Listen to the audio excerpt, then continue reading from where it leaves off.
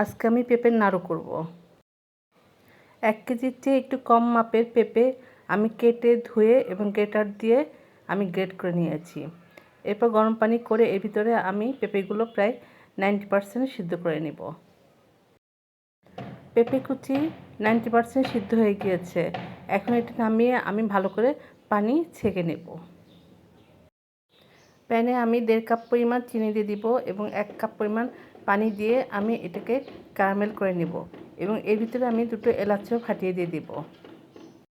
চিনি ক্যারামেল হয়ে গিয়েছে। এখন সিদ্ধ করা পেঁপে কুচি এর ভিতর দিয়ে নাড়াচাড়া করব। নাড়াচাড়া করার পরে এর ভিতর থেকে পানি উঠবে, সেটা আমি জাল দিয়ে শুকিয়ে নেব।